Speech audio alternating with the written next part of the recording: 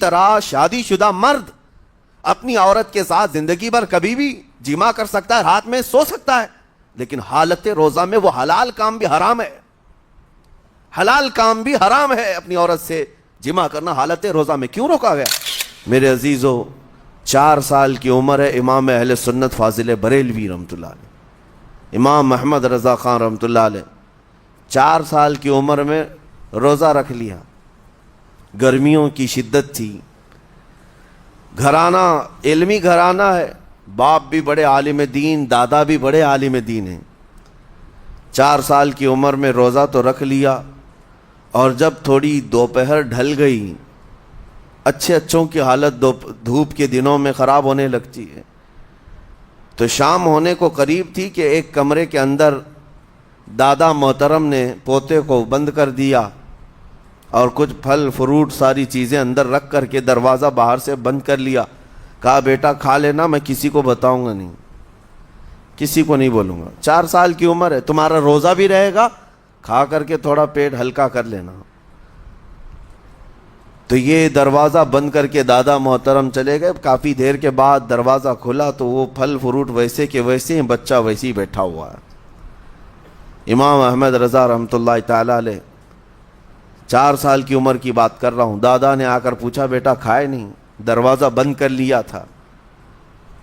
تو 4 سال کی عمر میں مولانا امام احمد رضا کہنے لگے, کھا تو لیتا لیکن ہر گھڑی میرا مولا تو دیکھ رہا ہے, جس کے لیے روزہ رکھا وہ تو دیکھ رہا ہے.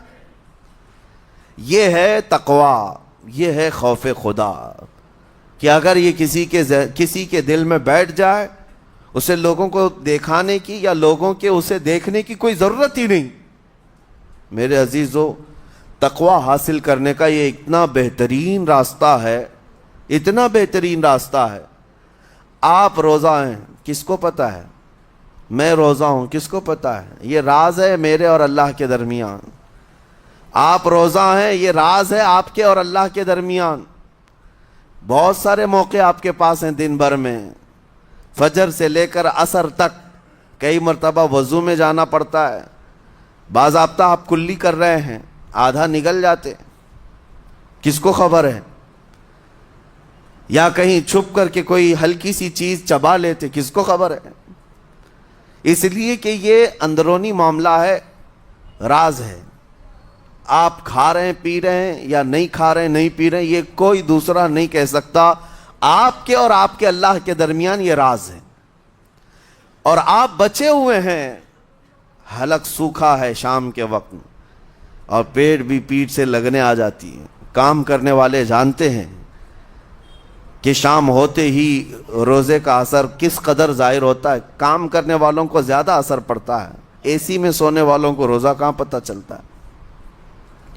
لیکن اس وقت بھی وہ نہ پانی کا ایک قطرہ حلق میں ڈالنا چاہتا ہے, نہ کوئی چیز چھپ کر کے چبانا چاہتا ہے.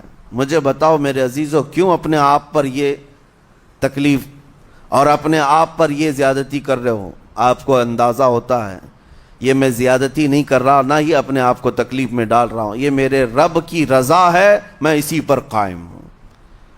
اسی لیے فرمایا گیا کہ جب افطاری کا دسترخوان بچھتا ہے اور پہلے ہی آ کر کے لوگ بیٹھتے ہیں, اور یہ سنت بھی ہے, ایسے نہیں کہ بھاگتے بھاگتے آپ آئے, وقت ہوا کھجور لیے اور کھا گئے. افطاری کے وقت سے تھوڑی دیر پہلے بیٹھ جاؤ, تمہارے دسترخوان پر نعمتیں رکھی ہوئی ہیں, پھل بھی ہیں, میوہ جات بھی ہیں, کچھ کھانے پینے کی چیزیں بھی ہیں, ٹھنڈا شربت بھی ہے, دیکھتے ہوئے بیٹھے ہیں آپ, لیکن ہاتھ نہیں لگاتے ہیں. انتظار ہے وقت کا کہ ادھر سورج کے غروب ہونا ہے اور میری افطار ہونی ہے. اعلان سنتے ہیں, اذان سنتے ہیں, اس کے بعد آپ اٹھاتے ہیں, لیکن اتنی دیر تک آپ خاموش بیٹھے ہیں دسترخوان کے پاس, سارے لوگ دیکھتے رہتے. یہ وہ منظر ہے جس کو فرمایا گیا رب ذوالجلال بھی اپنے بندوں کو دیکھ رہا ہے, رب تبارک و تعالیٰ بھی دیکھ رہا ہے اپنے بندوں کو. اور سارے فرشتوں کو بلا کر میرا مولا اعلان فرماتا ہے, یہ میرے بندے ہیں, دیکھو یہ شام کا وقت ہے, ان کے حلق سوکھ چکے ہیں, ان کے پیٹ میں بھوک کی شدت ہے, اور ان کے سامنے اچھی نعمتیں پڑی ہوئی ہیں. اے فرشتوں دیکھو میرے ان بندوں میں سے کوئی بھی ان نعمتوں کو ہاتھ نہیں لگاتا، یہ صرف اور صرف میرے لیے بھوکے اور پیاسے ہیں۔ اور فرشتوں سے اللہ فرماتا ہے تم گواہ ہو جاؤ، ان کی حلق تر ہونے سے پہلے ان کے لیے میں نے جنت لکھ دیا۔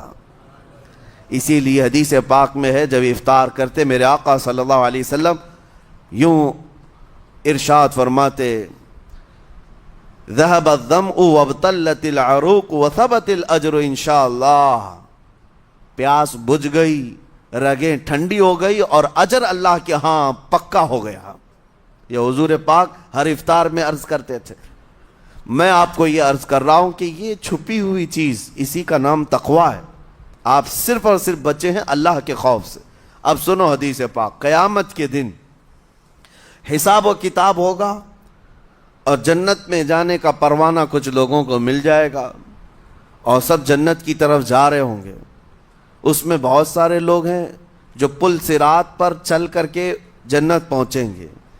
اب جب کافی لوگ جنت کے دروازے پر پہنچیں گے، ایک جماعت ایسی ہوگی جو پورے راستے میں کہیں نظر نہیں آئی، جنت جانے کے راستے میں کہیں نظر نہیں آئی، لیکن جنت کے دروازے پر وہ پہلے سے موجود تھے، چلے تھے نہیں چلے تھے کسی نے دیکھا ہی نہیں۔ دوسرے جنتی ان سے پوچھتے ہیں اس جماعت سے کہ تم یہاں کیسے پہنچے اور یہ انعام کس بات کا ہے تمہارے لیے؟ تو وہ جنتی کہتے ہیں ہمیں روزے داروں کی جماعت میں رکھا گیا، ہمارے روزے اللہ کو پسند آئے، اور آج رب تبارک و تعالیٰ کا حکم ہوا کہ ساری دنیا سے چھپ کر تم میرے لیے روزہ رکھتے تھے، دنیا کو پتا نہیں تھا تم بھوکے ہو پیاسے ہو، اور اے بندو آج سارے لوگوں کی نظروں سے چھپا کر میں تمہیں جنت پہنچاؤں گا۔ وہ ایک جماعت ایسی ہے جو راستے بھر چلتی ہوئی نظر تو نہیں آئی لیکن جنت میں پہنچ گئی، وہ روزے داروں کی ہے۔ آج یہ تقوی حاصل کرنے کا سب سے بہترین راستہ، اور تقوی کیوں ضروری ہے؟ اب آپ کے روزے سے کچھ حاصل ہوا نہیں ہوا آپ کو دیکھنا بھی ہے، یہ نہیں کہ کیلنڈر کی طرح گنتے جاؤ، 1 ہو گیا، 2 ہو گئے، 3 ہو گئے، ہوتے جائیں گے، یہ دن تو چلتے رہتے ہیں، گنتے گنتے 20 بھی ہو جائیں گے، 25 بھی ہو جائیں گے، 30 بھی ہو جائیں گے۔ روزے گننے کا حکم نہیں، اپنے آپ کو سرچ کرو پھر تھوڑی سی ورزش کرنے کے بعد بندہ ویٹ تول کر کے دیکھتا ہے کم ہوا گھٹا ہے کہ بڑا، ہر دن دیکھتا رہتا ہے۔ ہاں، ورزش کرنے کے بعد پھر ناپ کر کے دیکھتا ہے میرے جسم کا وزن کتنا گھٹا کتنا بڑا۔ ویٹ گین کرنے والے ویٹ لاس کرنے والے دونوں بھی برابر چیک کرتے رہتے ہیں۔ روزہ رکھنے کے بعد تمہیں خود کو بھی چیک کرنا چاہیے کہ میرے اندر اب تبدیلی آئی یا نہیں آئی۔ ایک روزہ رکھا اور پھر رات کو تراویح میں کھڑا ہوا، میرے اندر بدلاؤ کتنا ہے؟ کیا اب اللہ کی آیات قرآن کی سنتا ہوں میرے آنکھوں سے آنسو آ جاتے ہیں؟ اگر آ گئے ہیں تو اس کا مطلب ہے کہ دل نرم ہو گیا، اس روزے نے اثر دکھانا شروع کیا، اور پھر ویسے کا ویسا ہے، تو اس کا مطلب ہے کہ آپ کے روزے سے آپ کو تقوی نہیں مل رہا ہے، آپ کو تقوی نہیں مل رہا۔ خوف خدا جب آتا ہے تو انسان کا دل موم ہو جاتا، نرم ہو جاتا ہے، اور اللہ کے عذابات سے، جہنم کے خوف سے، قبر کی سختیوں سے وہ رو پڑتا ہے، اس کی آنکھیں بہنے لگ جاتی ہیں، اور جب دل سخت ہوتا ہے پتھر کی طرح تو اسے نہ اللہ کی آیتیں رلاتی ہیں نہ آخرت کا تصور اسے ہلاتا ہے۔ اسی لیے قیامت کے دن کے بارے میں آپ کو بتاؤں، نبی پاک صلی اللہ تعالیٰ علیہ وسلم کی امت کی طرف جہنم کی آگ شعلے لپکاتے ہوئے بڑھتی آ رہی ہوگی بہت تیزی سے۔ قریب ہے کہ وہ جہنم کی آگ سب کو اپنے لپیٹ میں لے لے۔ وہاں کھڑے ہوئے بہت سارے لوگ اپنے اپنے اعمال کا صدقہ پیش کرنے لگے۔ حاجی اپنے حج پیش کر رہے ہیں، نمازی اپنے نماز، روزے دار اپنے روزے، کہ اے جہنم ہماری یہ نیکیوں کا صدقہ رک جا۔ جہنم کی آگ بڑھتی چلی آئی، بڑھ رہی تھی۔ جبرائیل امین علیہ الصلاۃ والتسلیم حاضر ہوتے ہیں بارگاہ مصطفیٰ صلی اللہ علیہ وسلم میں، ایک پانی کا پیالہ انہوں نے پیش کیا اور کہا یا رسول اللہ صلی اللہ علیہ وسلم یہ پانی آپ اس آگ پر چھڑک دیں. نبی پاک صلی اللہ تعالیٰ علیہ وسلم نے وہ پانی اس آگ کی طرف پھینکا تو آگ دور چلی گئی جو جہنم کی آگ اچانک بجھ گئی, کافی دور چلی گئی جو امت کی طرف لپک رہی تھی. رسول رحمت صلی اللہ تعالیٰ علیہ وسلم نے پوچھا جبرائیل سے یہ اتنا اثردار پانی ہے کون سا یہ؟ جبرائیل امین عرض کرتے ہیں یا رسول اللہ یہ آپ کے ان امتیوں کے آنسوؤں کا پانی ہے جو رات کھڑے ہو کر اپنے رب کے خوف سے رویا کرتے تھے. وہ اللہ کے خوف سے تھر تھراتے تھے, ڈر کر کے ان کے آنکھوں سے جو آنسو آتے. جبرائیل امین کہتے ہیں میں نے وہ آنسو جمع کر رکھے تھے اور وہ آج میں نے آپ کے سامنے پیش کیا. ایک آنسو کا قطرہ جہنم کی آگ بجھانے کے لیے کافی ہے. موتی سمجھ کے شان کریمی نے چن لیے قطرے جو گرے تھے عرق انفعال کے. عزیزان گرام وقار, یہی وہ تقوی ہے, یہی وہ خوف خدا ہے جس کے متعلق اللہ قرآن میں فرماتا ہے لعلکم تتقون, تاکہ تمہیں تقوی مل جائے. اسی لیے روزے رکھے گئے ہیں, روزے فرض کیے گئے ہیں.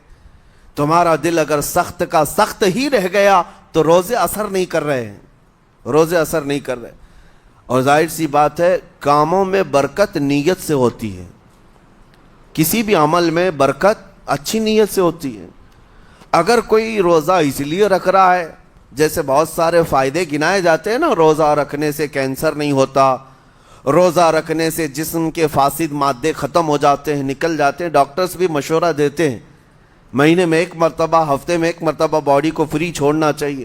تو یہ تو جسمانی فائدے تو رکھے گئے ہیں, لیکن اگر تم روزہ اس نیت سے رکھ رہے ہو کہ میری باڈی صحیح ہوتی رہے تو گویا کہ تم تو اپنی دنیاوی غرض سے روزہ رکھ رہے تھے.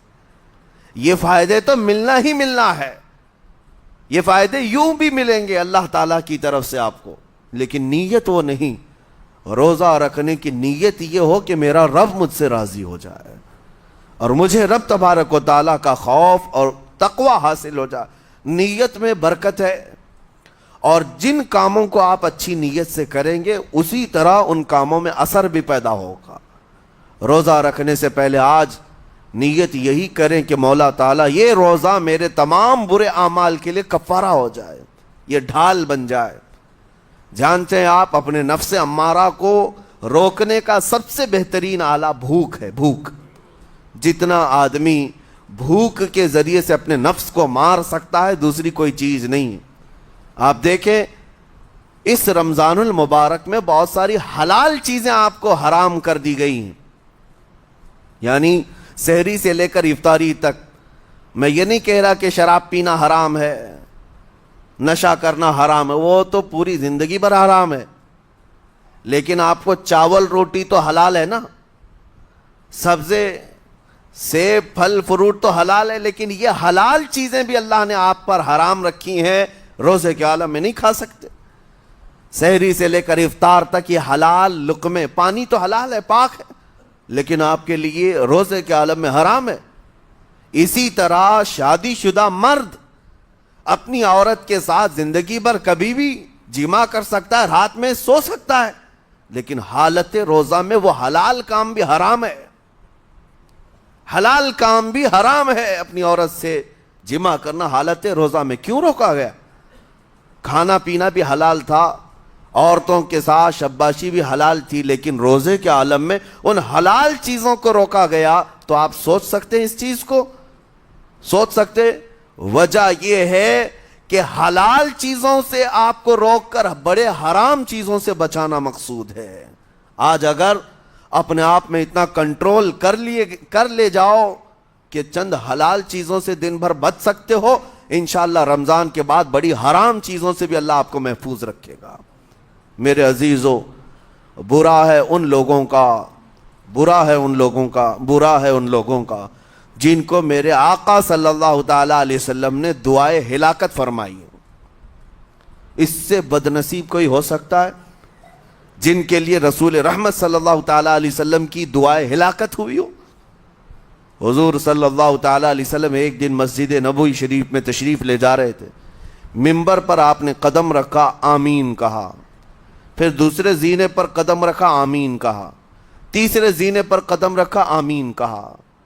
خطبہ مکمل کیا، صحابہ نے پوچھا یا رسول اللہ صلی اللہ علیہ وسلم ہر زینے پر آپ قدم رکھتے ہوئے آمین کس لیے کہہ رہے تھے؟ سنو، رسول پاک صلی اللہ علیہ وسلم ارشاد فرماتے ہیں کہ میں جب پہلے زینے پر قدم رکھا تو سید الملائکہ جبرائیل امین آئے اور دعا کرنے لگے۔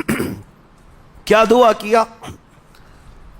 یوں کہا، یا رسول اللہ صلی اللہ علیہ وسلم وہ شخص ہلاک و برباد ہو جائے جو آپ کا نام سنے اور پھر اس کے بعد درود نہ بھیجے۔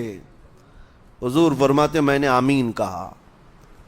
حضور کا نام سنتے ہی آپ کی زبانوں پر درود آ جانا چاہیے۔ اللہم صلی علی سیدنا محمد وآلہ وصحبہ وبارک وسلم۔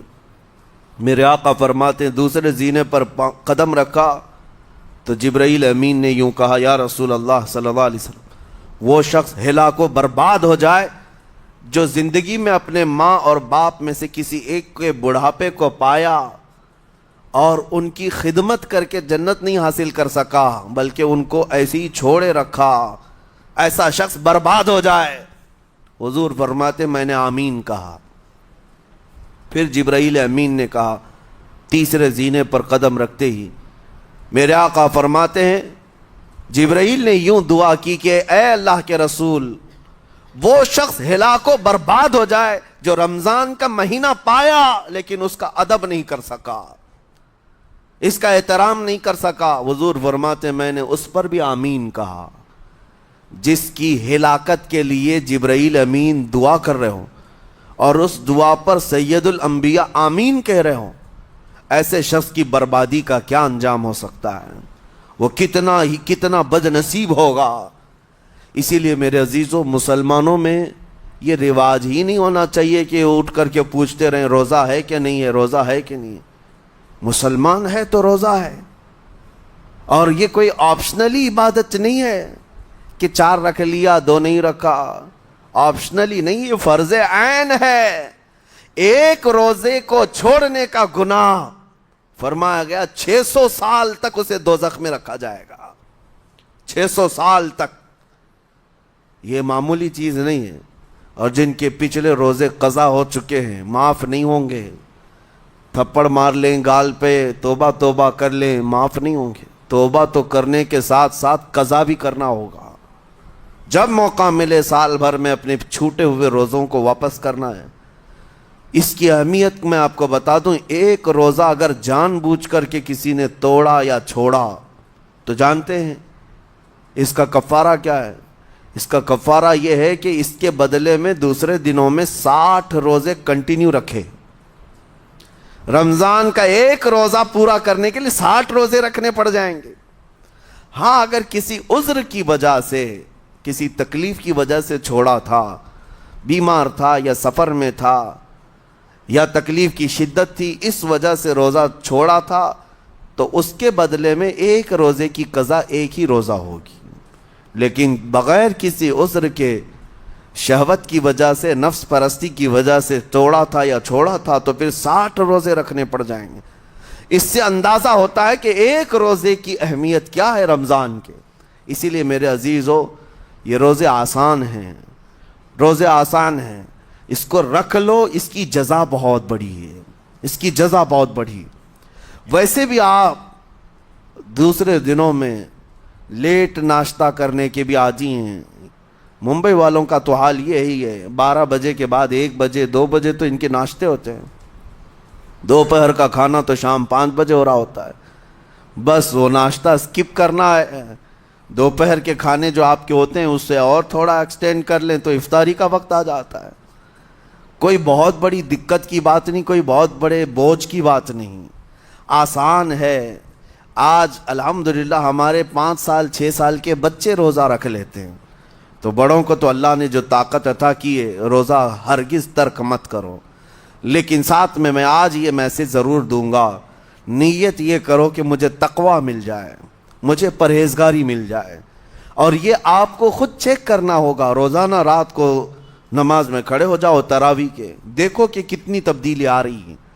آج میں نے روزہ افطار کیا، میرے اندر بدلاؤ آیا کہ نہیں آیا؟ اور اگر نہیں آ رہا ہے، کوئی تبدیلی نہیں آ رہی ہے، تو اس کا مطلب ہے آپ تقویٰ نہیں حاصل کر رہے، آپ تو روز مرہ کی روٹین پر چل رہے ہو۔ روٹین پر چلنے کا مطلب یہ روزہ نہیں ہے۔ روزہ تقویٰ دے کر جاتا ہے بندے کو، روزہ خوف خدا دے کر جاتا ہے بندے کو۔ اسی لیے میرے عزیزو، آج دیکھیں آپ بہت ساری برائیوں سے رمضان میں بچ جاتے ہیں، تھوڑی اور محنت کی ضرورت ہے۔ ہم نے دیکھا ہے بہت سارے گھروں میں، باقی عیاش گھروں کی مجھے کوئی وہ نہیں ہے، ان سے کوئی لینا دینا نہیں، لیکن نارمل مسلمانوں کے گھروں میں بھی ہوتا یہ ہے، عورتیں بچوں کو تلقین کرنا شروع کر دیتی ہیں، گانے بند کرو، ٹی وی بند رکھو، بہت ساری چیزیں بند رکھو کہ رمضان آیا ہوا ہے۔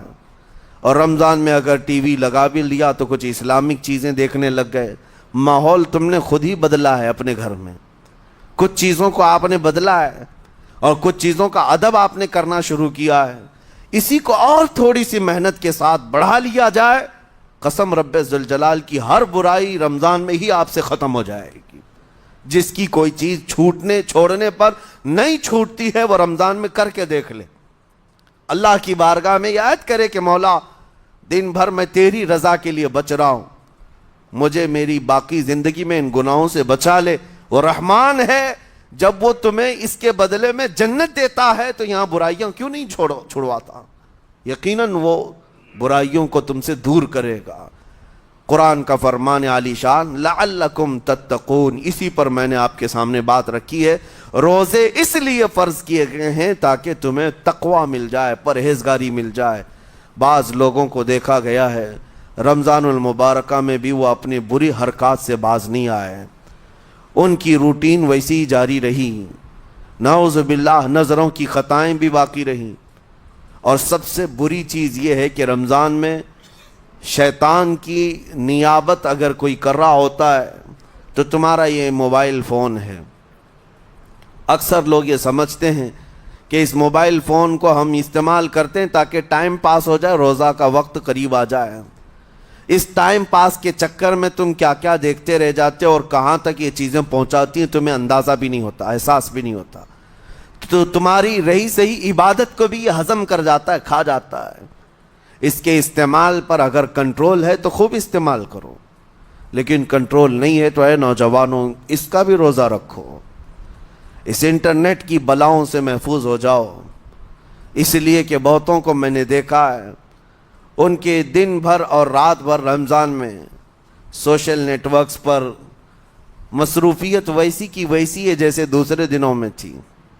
وہ رات بھر چیٹنگ میں بھی مصروف ہیں، ایک دوسرے کو ادھر ادھر بھیجنے میں بھی مصروف ہیں، ساری چیزیں جوں کی توں چل رہی ہیں۔ تو تمہارے موبائل نے تمہیں تقوی سے بہت دور رکھا ہے، تمہیں رب تعالیٰ کے قریب ہونے نہیں دیتا۔ اپنے آپ کو بدل لو۔